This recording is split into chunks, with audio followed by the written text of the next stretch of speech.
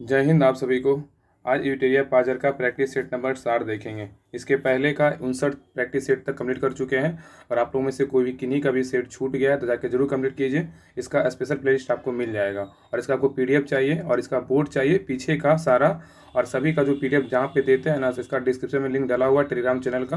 आप लोग Telegram channel join कर लीजिए। आपका पीछे का 1 से लेके 59 तक पीडीएफ और बोर्ड सारा मिल जाएगा। तो जाके सभी क्लास को देखिए और सभी का जो है ना बोर्ड में टेस्ट लगाइए और अच्छे से रिवीजन कीजिए, क्योंकि ये बुक जो है ना बहुत इंपॉर्टेंट है। इस बुक को जो है ना आप स्क्रिप्ट नहीं कर सकते हैं।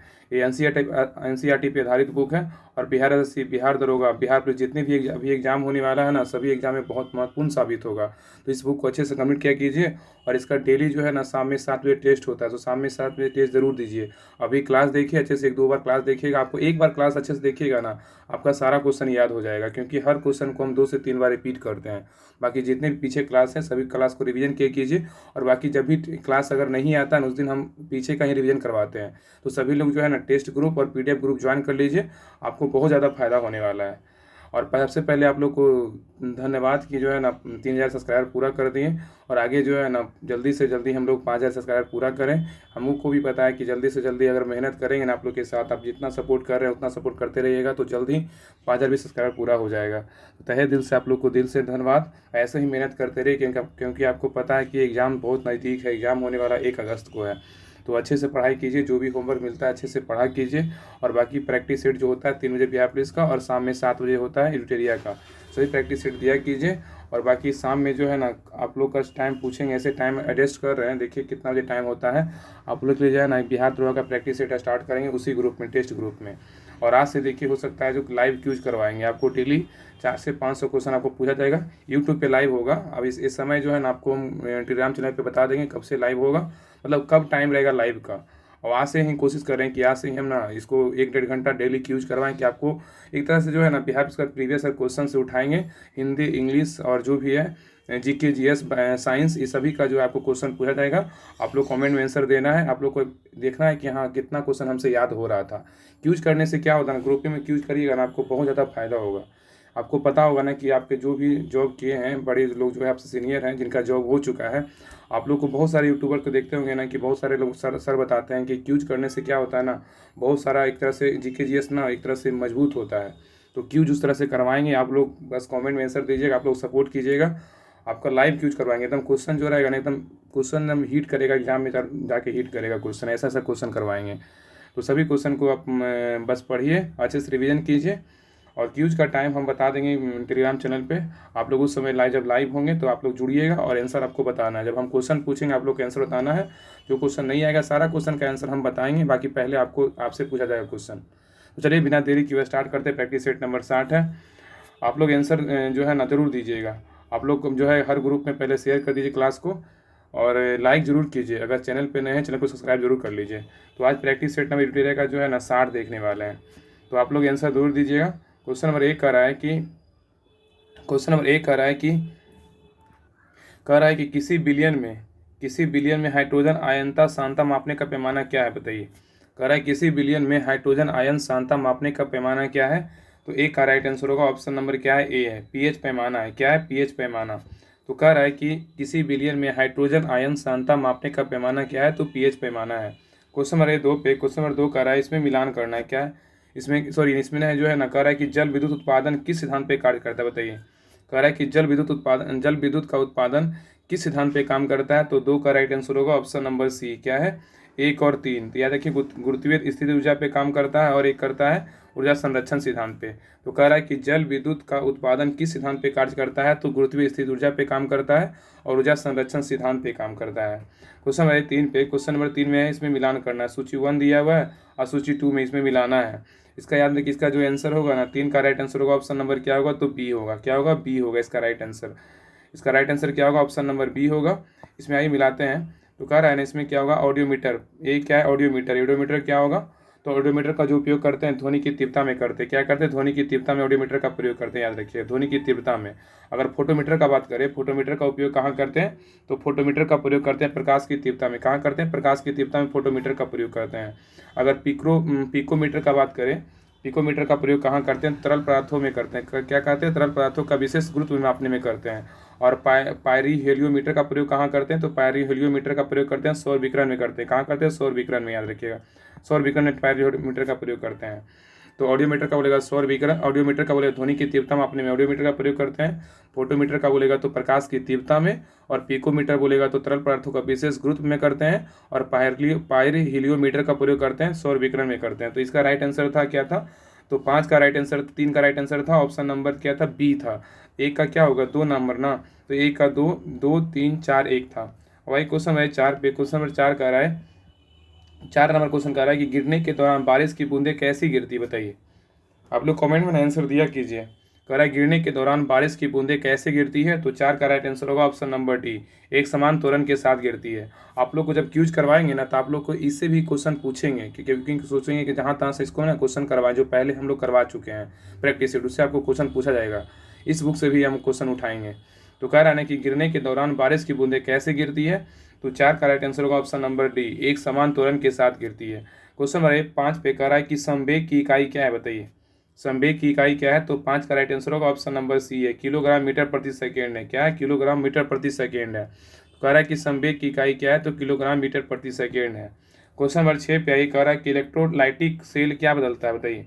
इलेक्ट्रोलाइटिक सेल क्या बदलता है? तो 6 का राइट आंसर होगा ऑप्शन नंबर बी है, क्या है? विद्युत ऊर्जा से रासायनिक ऊर्जा में। कह रहा है कि इलेक्ट्रोलाइटिक सेल क्या बदलता है? तो विद्युत ऊर्जा को रासायनिक ऊर्जा में बदलता है। क्वेश्चन नंबर 7 पे कह रहा है कि दहन किस प्रकार की अभिक्रिया है, बताइए। दहन जो है ना, किस प्रकार की अभिक्रिया है? तो 7 का राइट आंसर होगा ऑप्शन नंबर सी, क्या है? तो एक रासायनिक अभिक्रिया है, और एक उष्माक्षेपी अभिक्रिया है, और एक क्या है? तो ऑक्सीकरण अभिक्रिया है। तो याद रखिएगा, दहन जो है ना, किस प्रकार की अभिक्रिया है? तो एक रासायनिक अभिक्रिया है, उष्माक्षेपी अभिक्रिया है, और ऑक्सीकरण अभिक्रिया, ये तीनों होगा। क्वेश्चन नंबर 8, क्वेश्चन नंबर 8 कह रहा है, क्वेश्चन नंबर 8 कह रहा है कि ऑक्सीजन के कितने समस्थानिक, बताइए। कह रहा है ऑक्सीजन के कितने समस्थानिक है? तो 8 का राइट आंसर होगा ऑप्शन नंबर सी, क्या है? 3 समस्थानिक है, याद रखिएगा। तो ऑक्सीजन के कितने समस्थानिक है? तो 3 समस्थानिक है। क्वेश्चन नंबर 9 पे कह रहा है कि श्वसन के दौरान किसका विघटन नहीं होता, बताइए। कह रहा है श्वसन के दौरान किसका विघटन नहीं होता है? तो 9 का राइट आंसर होगा ऑप्शन नंबर सी, किसका है? तो जो है ना, विटामिन का विघटन नहीं होता है, लेकिन वसा का होता है, कार्बोहाइड्रेट का होता है, प्रोटीन का होता है। तो कह रहा है श्वसन के दौरान किसका विघटन नहीं होता है? तो विटामिन का विघटन नहीं होता, लेकिन कार्बोहाइड्रेट का, वसा का और प्रोटीन का होता है। क्वेश्चन नंबर 10 पे कह रहा है कि क्वेश्चन नंबर 10, केंद्रिका में क्या पाया जाता है, बताइए। केंद्रिका में क्या पाया जाता है? तो 10 का राइट आंसर होगा ऑप्शन नंबर सी, प्रोटीन पाया जाता है, RNA पाया जाता है, और DNA पाया जाता है। कार्बोहाइड्रेट जो है तो नहीं पाया जाता है, केंद्रिका में कार्बोहाइड्रेट नहीं पाया जाता, लेकिन प्रोटीन, RNA और DNA। इसका राइट आंसर होगा 1 3 4। तो केंद्रिका में क्या पाया जाता है? प्रोटीन, RNA और DNA पाया जाता है। क्वेश्चन नंबर 11 पे कह रहा है, 11 नंबर क्वेश्चन, की हीमोग्लोबिन क्या है, बताइए। हीमोग्लोबिन क्या है? तो 11 का राइट आंसर होगा ऑप्शन नंबर डी, क्या है? हीमोग्लोबिन क्या है? तो विटामिन है। क्या है हीमोग्लोबिन? याद रखिए, विटामिन है।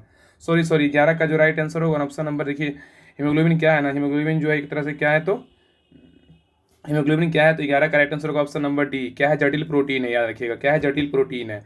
हीमोग्लोबिन क्या है? तो जटिल प्रोटीन है, याद रखिएगा। क्वेश्चन नंबर 12 पे कह रहा है कि प्रोटीन संश्लेषण, कह रहा है कि प्रोटीन संश्लेषण का सही क्रम कौन सा है, बताइए।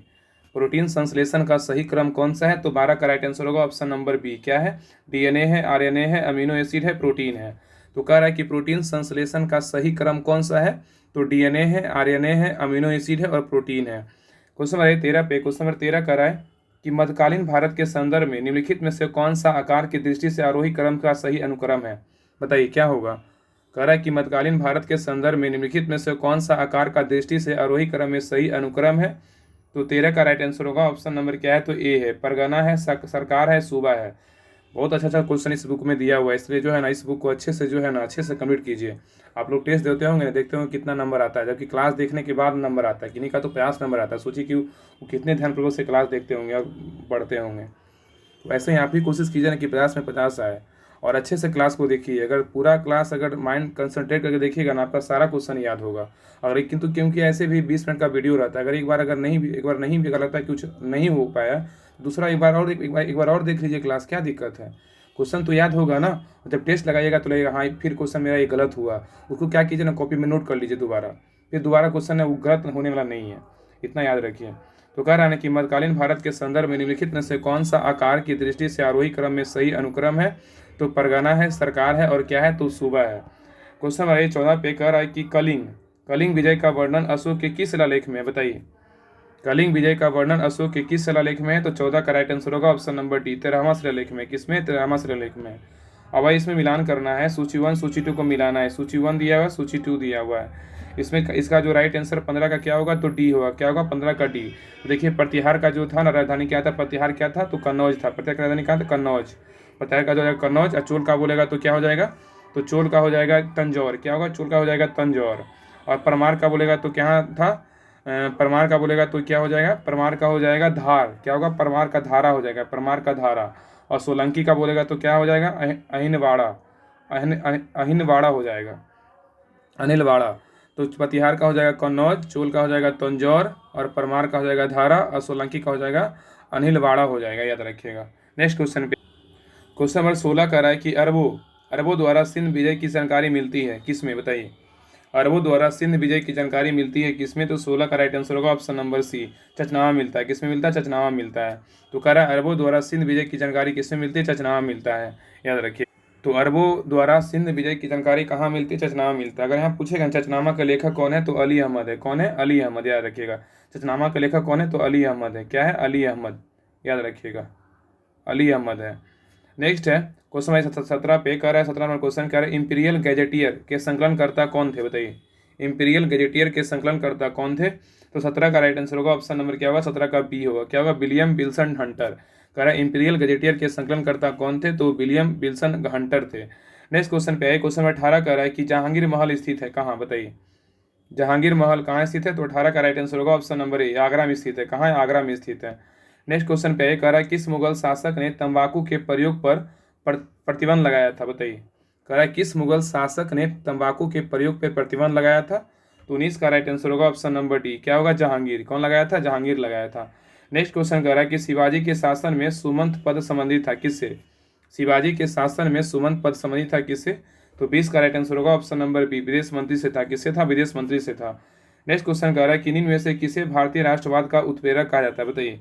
निम्न में से किसे भारतीय राष्ट्रवाद का उत्प्रेरक कहा जाता है, तो 21 का राइट आंसर होगा ऑप्शन नंबर बी। क्या है, लॉर्ड कर्जन को। किसको कहा जाता है, लॉर्ड कर्जन को। तो कह रहा है कि निम्न में से किसे भारतीय राष्ट्रवाद का उत्प्रेरक कहा जाता है, तो लॉर्ड कर्जन को। नेक्स्ट क्वेश्चन कह रहा है कि 22 नंबर क्वेश्चन है, कह रहा है इंडियन सोशल रिफॉर्मर पत्र के संपादक थे कौन, इंडियन सोशल रिफॉर्मर पत्र के संपादक थे कौन, तो 22 का राइट आंसर होगा option number D, K N Natarajan थे। कौन थे, K N Natarajan. Indian social reformer पत्र के संपादक कौन थे, तो के एन नटराजन थे। नेक्स्ट क्वेश्चन पे है, क्वेश्चन नंबर 23 कह रहा है कि देशी रियासतों के प्रति अधीनस्थ पार्थक्य की नीति किस वायसराय ने अपनाई थी, बताइए। कह रहा है देशी रियासतों के प्रति अधीनस्थ पार्थक्य की नीति किस वायसराय ने अपनाई थी, तो 23 का राइट आंसर होगा ऑप्शन नंबर बी। कौन होगा, लॉर्ड हेस्टिंग्स होगा। कौन होगा, लॉर्ड हेस्टिंग्स, याद रखिएगा। क्वेश्चन नंबर 24 कह रहा है कि इंडियन रिपब्लिकन आर्मी की स्थापना निम्न में से किसने की थी, बताइए। इंडियन रिपब्लिकन आर्मी की स्थापना निम्न में से किसने की थी, तो 24 का राइट आंसर होगा ऑप्शन नंबर डी। कौन किया था, मास्टर सूर्यसेन ने किया था। कौन किया था, मास्टर सूर्यसेन ने किया था। क्वेश्चन नंबर 25 पे कह रहा है, क्वेश्चन नंबर 25 कह रहा है कि रॉलेट एक्ट पारित होने के समय भारत के वायसराय निम्नलिखित में से कौन थे, बताइए। रॉलेट एक्ट पारित होने के समय भारत के वायसराय निम्नलिखित में से कौन थे, तो 25 का राइट आंसर होगा ऑप्शन नंबर बी। क्या 25 का right option number B, Lord Chelmsford होगा। क्या होगा, लॉर्ड चेम्सफोर्ड होगा। याद रखिएगा कि रॉलेट एक्ट पारित होने के समय भारत में के वायसराय निम्नलिखित में से कौन थे, तो लॉर्ड चेम्सफोर्ड थे। रॉलेट एक्ट कब पारित हुआ था, 1919 में हुआ था, याद रखिएगा। क्वेश्चन नंबर 26 पे, क्वेश्चन नंबर 26 कह रहा है कि अरुणडेल समिति, कह रहा है अरुणडेल समिति का संबंध इनमें से किससे था, बताइए। अरुणडेल समिति का संबंध इनमें से किससे था, अरुणडेल समिति का बात कर रहा है। अरुणडेल समिति का संबंध किससे था, तो 26 का राइट आंसर होगा ऑप्शन नंबर सी, राजनीतिक सुधार से था। किससे था, राजनीतिक सुधार से था। नेक्स्ट क्वेश्चन नंबर 27 कह रहा है कि वर्ष 1946 में रॉयल इंडियन नेवी के नाविकों ने विद्रोह किया था कहाँ, बताइए। कह रहा है कि वर्ष 1946 में रॉयल इंडियन नेवी के नाविकों ने विद्रोह किया था, तो 27 का राइट आंसर होगा ऑप्शन नंबर बी, बम्बई में किया था। कहाँ किया था, बम्बई में किया था। नेक्स्ट क्वेश्चन पे कह रहा है कि निम्नलिखित में से किसने सेवा सदन की स्थापना की थी, बताइए। कह रहा है निम्नलिखित में से किसने सेवा सदन की स्थापना की थी, तो 28 का राइट आंसर होगा option number D, बहरामजी M Malabari. क्या है, बहरामजी एम मालाबारी। नेक्स्ट क्वेश्चन पे कह रहा है कि नाइकदा विद्रोह कहाँ हुआ था, बताइए। नाइकदा विद्रोह कहाँ हुआ था, तो 29 का राइट आंसर होगा ऑप्शन नंबर ए, गुजरात में हुआ था। कहाँ हुआ था, गुजरात में हुआ था। नेक्स्ट क्वेश्चन पे क्वेश्चन नंबर 30 कह रहा है कि भारत छोड़ो आंदोलन के दौरान स्थापित समानांतर सरकारों में सबसे ज़्यादा समय तक रहने वाली सरकार थी कौन, बताइए। भारत छोड़ो आंदोलन के समय स्थापित समानांतर सरकारों में सबसे ज़्यादा समय तक रहने वाली सरकार थी कौन, तो 30 का राइट आंसर होगा ऑप्शन नंबर क्या होगा, 30 का ऑप्शन नंबर ए होगा, 17। क्या था, 17। नेक्स्ट क्वेश्चन पे है, कह रहा है कि राजद्रोह सभा अधिनियम कब पारित किया गया था, बताइए। राजद्रोह सभा अधिनियम कब पारित किया गया था, तो 31 का राइट आंसर होगा ऑप्शन नंबर बी, 1911 में किया गया था। कब किया गया था, 1911 में। नेक्स्ट है, कह रहा है कि 20 वर्ष तक रियासतों तथा दुखों को दूर करने के असफल संघर्ष करने के बाद इन्हें रोटी के बदले पत्थर ही प्राप्त हुए। उदारवादियों के संदर्भ में यह वक्तव्य किनके द्वारा दिया गया था। एक क्वेश्चन जो है ना आज हम टेस्ट ग्रुप में डाले थे बना करके, बहुत लोग गलती किए, कम से कम उसमें 50 लोग आंसर दिए होंगे, उसमें मुश्किल से 5-6 लोग को सही हुआ है। सोचिए कि किस प्रकार का क्वेश्चन इस बुक में डाला गया है। इसलिए आप जो है ना अच्छे से जो भी क्लास इस चैनल पे आता है ना, सभी क्लास को अच्छे से देखा कीजिए। आपका जो है ना जीके जीएस बहुत मजबूत हो जाएगा, आप विश्वास रखिए, क्योंकि बहुत मेहनत से जो है ना क्लास आप लोग के लिए लाया जाता है। और इस बुक का जो है ना क्लास भी दिया जाता है, ऊपर से टेस्ट भी लिया जाता है। तो आप लोग दुगना मेहनत कीजिए और अच्छे से जो है ना क्लास को अच्छे से देखा कीजिए। सोचिए ना कि इस क्वेश्चन को हम डाले थे, ऐसा ही क्वेश्चन आपको कभी कभी एग्जाम में ना 2-4 क्वेश्चन देखने को मिलता रहता है कि कितना हार्ड क्वेश्चन पूछा था। देखिए किस प्रकार क्वेश्चन दिया हुआ है। कह रहा है कि 20 वर्ष तक रियासतों तथा दुखों को दूर करने के असफल संघर्ष करने के बाद इन्हें रोटी के बदले पत्थर ही प्राप्त हुए। तो उदारवादियों के संदर्भ में यह वक्तव्य किनके द्वारा दिया गया था। सभी लोग आंसर गलत किए थे। इसका 32 का जो राइट आंसर होगा ऑप्शन नंबर डी होगा। क्या होगा, लाला लाजपत राय ने दिया था। कौन दिया था, लाला लाजपत राय ने। नेक्स्ट क्वेश्चन आइए 33 पे, कह रहा है कि राष्ट्रीय योजना समिति की स्थापना कांग्रेस के किस अधिवेशन के समय की गई थी, बताइए। कह रहा है कि राष्ट्रीय योजना समिति की स्थापना कांग्रेस के किस अधिवेशन में की गई थी। तो 33 का राइट आंसर होगा ऑप्शन नंबर क्या है, तो 33 का ऑप्शन नंबर सी हो, हरिपुरा अधिवेशन। क्या होगा, हरिपुरा अधिवेशन 1938 में, याद रखिएगा। और याद रखिएगा कि हरिपुरा अधिवेशन की अध्यक्षता किसने किया था, इसका किया था कौन किए थे, तो याद है कि इसका जो है ना हरिपुरा अधिवेशन का सुभाष चंद्र बोस किए थे, याद रखिएगा, ठीक है। तो कह रहा है कि राष्ट्रीय योजना समिति की स्थापना कांग्रेस के किस अधिवेशन के समय की गई थी। तो हरिपुरा अधिवेशन 1938 के समय किया गया था। इसका अध्यक्षता कौन किए थे, तो सुभाष चंद्र बोस किए थे। अगर यहाँ पे बात करें ना फैजपुर अधिवेशन कौन किए थे, फैजपुर का बोलेगा तो इसका जो है ना पंडित जवाहरलाल नेहरू किए थे। कौन थे, जवाहरलाल नेहरू। इसका जवाहरलाल नेहरू के थे। ये जो है ना एकमात्र गांव में अधिवेशन हुआ था। इसी के बारे में बहुत पूछता है कि फैजपुर अधिवेशन जो हुआ था ना, एक गांव में एकमात्र अधिवेशन था 1937 में, जो गांव में हुआ था। इसका अध्यक्षता जो जवाहरलाल नेहरू किए थे। और यहाँ पे बात करें त्रिपुरा अधिवेशन कब हुआ था, 1939 में हुआ था। इसका अध्यक्षता कौन किए थे, इसका भी कौन, सुभाष चंद्र बोस किए थे। कौन किए थे, सुभाष चंद्र बोस किए थे, याद रखिए, सुभाष चंद्र बोस किए थे। और कराची अधिवेशन का सबको पता है कि इसका अध्यक्षता कौन किए थे, 1931 में जो हुआ था, इसका सरदार वल्लभ भाई पटेल किए थे। कौन किए थे, सरदार वल्लभ भाई पटेल किए थे। सरदार वल्लभ भाई पटेल किए थे। याद रखिएगा कि राष्ट्रीय योजना समिति की स्थापना कांग्रेस के किस अधिवेशन में किया गया था, हरिपुरा अधिवेशन। हरिपुरा अधिवेशन कब हुआ था, 1938 में हुआ था। फैजपुर कब हुआ था, 1937 में हुआ था। और त्रिपुरी कब हुआ था, 1939 में हुआ था। और कराची कब हुआ था, 1931 में हुआ था। और कराची का बोलेगा अध्यक्षता कौन किया था, सरदार वल्लभ भाई पटेल। हरिपुरा का बोलेगा तो ये कौन किए थे, सुभाष चंद्र बोस किए थे। और त्रिपुरी का बोलेगा सुभाष चंद्र बोस किए थे। और फैजपुर का बोलेगा तो पंडित जवाहरलाल नेहरू किए थे। ये सभी पॉइंट ना याद रखिएगा, ये सब पूरा पता है, VVI क्वेश्चन है। आगे कह रहा है क्वेश्चन नंबर 34 कह रहा है कि 1857 के विद्रोह के संदर्भ में निम्न कथनों में कौन सा कथन असत्य है, बताइए। कह रहा है 1857 के विद्रोह के संदर्भ में निम्न में से कौन सा कथन सत्य है, असत्य है, मतलब गलत है। इसका जो राइट आंसर होगा ना 34 का क्या होगा, तो ऑप्शन नंबर क्या होगा, ए। इसमें क्या है ना, ऑप्शन नंबर ए होगा। इसमें कह रहा है कि अधिकांश भारतीय शासकों ने इसमें भाग लिया था, इसमें भाग नहीं लिया था, इसलिए गलत है। यहाँ पे भाग लिया है कराने, इसलिए गलत है। अधिकांश शिक्षित भारतीय ने इसका समर्थन नहीं किया था, बिल्कुल सही है। अब बंगाल के जमींदार ब्रिटिश सत्ता के प्रति वफादार बने रहे, ये बिल्कुल सही है। यह संपूर्ण भारत को प्रभावित ना कर सका, ये भी बिल्कुल सही है। तो BCD सही है, ए गलत है। क्वेश्चन नंबर 35 पे कह रहा है कि निम्न में से कौन बिहार में व्यक्तिगत सत्याग्रह से संबंधित नहीं थे, बताइए। कह रहा निम्न में से कौन बिहार में व्यक्तिगत सत्याग्रह से संबंधित नहीं थे। तो 35 का राइट आंसर होगा option number C, Gauri Shankar नहीं थे, लेकिन श्री कृष्ण सिंह थे, अनुग्रह नारायण सिंह थे, श्याम नारायण सिंह थे, ये तीनों थे। नेक्स्ट क्वेश्चन पे 36 नंबर पे कह रहा है कि सविनय अवज्ञा आंदोलन के दौरान गिरफ्तार होने के बाद राजेंद्र प्रसाद ने किसे अपना उत्तराधिकार मनोनीत किया, बताइए। कह रहा है सविनय अवज्ञा आंदोलन के दौरान गिरफ्तार होने के बाद राजेंद्र प्रसाद ने किसे अपना उत्तराधिकारी मनोनीत किया था। तो 36 का राइट आंसर होगा ऑप्शन नंबर बी, दीप नारायण सिंह। कौन होगा, दीप नारायण सिंह। नेक्स्ट है, कह रहा है कि भारत के राष्ट्रपति प्रमाभियोग के संबंध में निम्नलिखित कथनों पर में से कौन सा कथन सही नहीं है, बताइए। कह रहा है कि भारत के राष्ट्रपति प्रमाभियोग के संबंध में निम्नलिखित कथनों में कौन सा कथन सही नहीं है। तो 37 का राइट आंसर होगा ऑप्शन नंबर डी, नामांकित सदस्य का महाभियोग की प्रक्रिया में शामिल नहीं होते, ये सही नहीं है। लेकिन इसमें सही क्या है, तो केवल संविधान के अतिक्रमण पर ही महाभियोग का प्रस्ताव लाया जा सकता है, ये बिल्कुल सही है। और नेक्स्ट कह रहा है कि संविधान ने संविधान का अतिक्रमण को प्रभावित नहीं किया, ये बिल्कुल सही है। और राष्ट्रपति पर महाभियोग प्रस्ताव पारित करने से 1 माह पूर्व लिखित सूचना देना आवश्यक होता है, ये भी बिल्कुल सही है। तो कह रहा था कि भारत के राष्ट्रपति पर महाभियोग के संबंध में निम्नलिखित में से कौन सा कथन सही नहीं है, मतलब गलत है। तो नामांकित सदस्य महाभियोग की प्रक्रिया में शामिल नहीं होते, शामिल होते हैं, यहाँ पे नहीं दिया है ना, इसलिए ये गलत है। इसमें सही क्या था, केवल संविधान के अतिक्रमण पर महाभियोग का प्रस्ताव लाया जा सकता है, सही है। संविधान ने संविधान का अतिक्रमण को प्रभावित नहीं किया, सही है। और राष्ट्रपति को महाभियोग प्रस्ताव पारित करने से 1 माह पूर्व लिखित सूचना देना आवश्यक होता है, बिल्कुल सही है। आगे क्वेश्चन नंबर नेक्स्ट पे कह रहा है, क्वेश्चन 39 है, कह रहा है निम्नलिखित में से कौन युग्म जो है ना सम्मिलित नहीं है, मतलब कौन गलत है। इसमें बताना है कि इसमें कौन जो है ना गलत है, कौन सा जो है प्रक्रिया कहाँ से नहीं लिया गया है। तो 39 का जो राइट आंसर होगा ऑप्शन नंबर सी। इसका जो ऑप्शन नंबर इसका 39 का क्या होगा, ऑप्शन नंबर ए होगा। इसमें जो है ना 1 और 3 क्या है, गलत है। 1 और 3 क्या है, गलत है। तो देखिए, विधि द्वारा साबित प्रक्रिया बोलेगा तो ब्रिटेन से नहीं लिया गया, याद रखिए। इसका जो है ना जापान से लिया, कहाँ से लिया गया, जापान से लिया, याद रखिएगा। विधि द्वारा साबित प्रक्रिया कहाँ से लिया गया, जापान से लिया गया, ना कि ब्रिटेन से लिया गया है।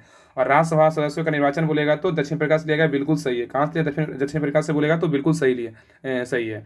और दूसरे धनबाद बोलेगा तो कहाँ से लिया गया है, दूसरे धनबाद बोलेगा ना यूएसए से नहीं लिया गया, कहाँ से लिया गया तो ब्रिटेन से लिया गया। कहाँ से, ब्रिटेन से, याद रखिएगा। तो ये जो है ना 1 और 3 गलत था, ब्रिटेन से लिया गया है। और समर्थित सूची कहाँ से लिया गया, ऑस्ट्रेलिया से, ये भी बिल्कुल सही है। तो इसमें जो है ना 2 और 4 सही था। तो विधि द्वारा साबित प्रक्रिया बोलेगा जापान से लिया गया, सही है। राज्यसभा सदस्यों का निर्वाचन बोलेगा दक्षिण अफ्रीका से लिया गया, बिल्कुल सही है। और दूसरे धनबाद बोलेगा तो यूएसए नहीं होगा, ब्रिटेन से लिया गया है। और संवर्धित सूची बोलेगा ऑस्ट्रेलिया से लिया गया। सबको पता है ये चारों कथन क्या होगा, सही हो गया। लेकिन इसमें गलत क्या था, दिया हुआ बुक में 1 और 3 गलत था। अब आइए नेक्स्ट क्वेश्चन नंबर 38 कह रहा है कि निम्नलिखित में से कौन संविधान के मूल ढांचे के अंतर्गत शामिल नहीं है, बताइए। कह रहा है कि निम्नलिखित में से कौन संविधान के मूल ढांचे के अंतर्गत शामिल नहीं है। तो 38 का जो राइट आंसर होगा क्या होगा, 38 का ऑप्शन नंबर क्या है, तो इसका राइट आंसर होगा ऑप्शन नंबर ए। क्या है, न्यायिक सर्वोच्चता शामिल नहीं है, लेकिन संघवाद शामिल है, व्यक्ति की स्वतंत्रता गरिमा शामिल है, न्याय की तक प्रभावी पहुंच शामिल है, ये सभी शामिल है। नेक्स्ट क्वेश्चन पे कह रहा है 41 नंबर, कह रहा है कि निम्नलिखित में से किसके वेतन एवं भत्ते भारत के संचित निधि पर भारित व्यय में शामिल है, बताइए। कह रहा है कि निम्नलिखित में से किसके वेतन एवं भत्ते भारत के संचित निधि पर व्यय में शामिल है। तो 40 का राइट आंसर होगा ऑप्शन नंबर क्या होगा, 40 का क्या होगा, ऑप्शन नंबर डी, नियंत्रक एवं महालेखा परीक्षक। क्या होगा, नियंत्रक एवं महालेखा परीक्षक, याद रखिएगा। क्वेश्चन नंबर 41 पे कह रहा है कि उच्चतम न्यायालय की पूर्णावलोकन शक्ति का वर्णन निम्नलिखित में से किस अनुच्छेद में, बताइए। कह रहा है उच्चतम न्यायालय की पूर्णावलोकन शक्ति का वर्णन निम्नलिखित में से किस अनुच्छेद में है। 41 का राइट आंसर होगा ऑप्शन नंबर डी, अनुच्छेद 137 में। किसमें, अनुच्छेद 137 में है। नेक्स्ट कह रहा है कि लोकसभा चुनाव के दौरान चुनाव प्रचार समाप्त हो जाता है, बताइए। कह रहा है लोकसभा चुनाव के दौरान चुनाव प्रचार समाप्त हो जाता है, कितने मतलब घंटे पूर्व होता है, बताइए। तो कह रहा है 42 का राइट आंसर क्या होगा, ऑप्शन नंबर सी होगा। मतदान के समाप्त होने से 48 घंटे पूर्व जो है ना लोकसभा चुनाव का जो है प्रचार क्या होता है, समाप्त हो जाता है। तो कह रहा है कि लोकसभा चुनाव के दौरान चुनाव प्रचार समाप्त हो जाता है कब, तो मतदान समाप्त होने के 48 घंटे पूर्व जो है मतलब संपन्न हो जाता है। आगे कह रहा है कि निम्नलिखित में से संविधान के कौन सा अनुच्छेद में राष्ट्रीय पिछड़ा वर्ग आयोग का उल्लेख है, बताइए। कह रहा है निम्नलिखित में से संविधान का कौन सा अनुच्छेद में राष्ट्रीय पिछड़ा वर्ग आयोग का उल्लेख है। तो 43 का राइट आंसर होगा ऑप्शन नंबर डी, अनुच्छेद 338 का बी में। क्या है, अनुच्छेद 338 का बी में है।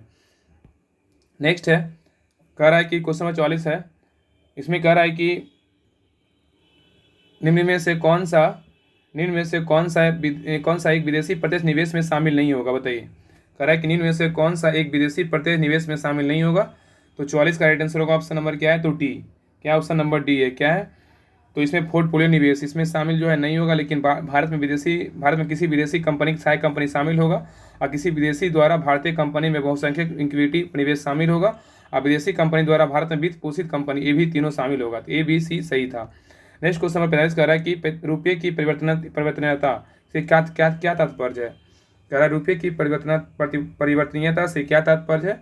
तो 45 का राइट आंसर होगा ऑप्शन नंबर ए, रुपये को अन्य मुद्रा से परिवर्तित करने हेतु अनुमति। तो कह रहा है रुपये की परिवर्तनीयता से क्या तात्पर्य है, तो रुपये को अन्य मुद्रा में परिवर्तित करने हेतु अनुमति। नेक्स्ट क्वेश्चन पे क्वेश्चन नंबर 46 कह रहा है कि कुंडनकुलम परियोजना किस राज्य में स्थित है, बताइए। कुंडनकुलम परियोजना किस राज्य में स्थित है। तो 46 का राइट आंसर होगा ऑप्शन नंबर सी, तमिलनाडु में। कहाँ है, तमिलनाडु में। नेक्स्ट कह रहा है कि निम्न में से किस समिति का संबंध मुद्रा आपूर्ति की अवधारणा में परिवर्तन से, बताइए। कह रहा है निम्न में से किस समिति का संबंध मुद्रा आपूर्ति की अवधारणा से परिवर्तन से है, मुद्रा आपूर्ति की अवधारणा में परिवर्तन से है। तो 47 का राइट आंसर होगा option number C, Y V Reddy समिति से है। किससे है, बाई वी रेड्डी समिति से। तो कह रहा है कि निम्न में से किस समिति का संबंध मुद्रा आपूर्ति की अवधारणा में से परिवर्तन से है, तो बाई वी रेड्डी समिति है। नेक्स्ट क्वेश्चन पे कह रहा है कि पेरियार अभ्यारण्य निम्न में से किस के लिए प्रसिद्ध है बताइए। पेरियार अभयारण्य कहाँ है, तो केरल में, याद रखिए कहाँ है, तो केरल में है। और कह रहा है कि पेरियार अभयारण्य निम्न में से किसके लिए प्रसिद्ध है, तो 48 का राइट आंसर होगा ऑप्शन नंबर बी, बाघों के लिए। किसके लिए, बाघों के लिए प्रसिद्ध है। नेक्स्ट क्वेश्चन पे कह रहा है कि भारत में निम्न में से कौन सा नवीकरणीय ऊर्जा का स्रोत सर्वाधिक संभाव्यता वाला है बताइए। कह रहा है कि भारत में निम्न में से कौन नवीकरणीय ऊर्जा स्रोत सर्वाधिक संभाव्यता वाला है, तो 49 का राइट आंसर होगा ऑप्शन नंबर ए, सौर शक्ति। क्या है, सौर शक्ति। नेक्स्ट क्वेश्चन 50 कह रहा है कि ऊर्जा संकट से क्या तात्पर्य बताइए। ऊर्जा संकट से क्या तात्पर्य है, तो 50 का राइट आंसर होगा ऑप्शन नंबर डी, कोयला तथा पेट्रोल जैसे जीवाश्म ईंधन के समाप्त होने का खतरा। तो कह रहा है ऊर्जा संकट से क्या तात्पर्य है, कोयला तथा पेट्रोल जैसे जीवाश्म ईंधन के समाप्त होने का खतरा था। ये सेट ना बहुत इंपॉर्टेंट था, इसमें हर से क्वेश्चन जो है ना बहुत इंपॉर्टेंट डाला गया था। कुकुल सेट जो रहता है ना बहुत हार्ड रहता है, और इसमें क्वेश्चन का लेवल भी रहता है ना बहुत हाई लेवल का रहता है, इसीलिए जो है ना सेट बहुत महत्वपूर्ण था। आगे आइए, नोट्स पे असमय तक दिया हुआ है, इसमें छोटा सा क्योंकि जगह इसमें क्वेश्चन का लेवल ही ज़्यादा था। इसमें कह रहा है ना कि पहला पॉइंट कह रहा है कि भारतीय संविधान की प्रस्तावना को संविधान की कुंजी कहा था किसने, तो के एम मुंशी ने कहा था। किसने कहा था, के एम मुंशी ने। तो कह रहा है कि भारतीय संविधान की प्रस्तावना को संविधान की कुंजी कहा था किसने, के एम मुंशी ने कहा था। किस बात में प्रस्तावना को संविधान का भाग नहीं माना, तो बेरूबारीवाद में। किसमें, बेरूबारीवाद में। कह रहा है किस बात ने प्रस्तावना को संविधान का भाग नहीं माना, बेरूबारीवाद में। नेक्स्ट कह रहा है कि किस बात ने प्रस्तावना का संविधान भाग नहीं माना तो केशवानंद भारतीवाद में। तो कह रहा है ना, पहला क्वेश्चन था कि किस बात ने प्रस्तावना को संविधान का भाग नहीं माना, तो नहीं माना तो बोलेगा बेरूवादीवाद।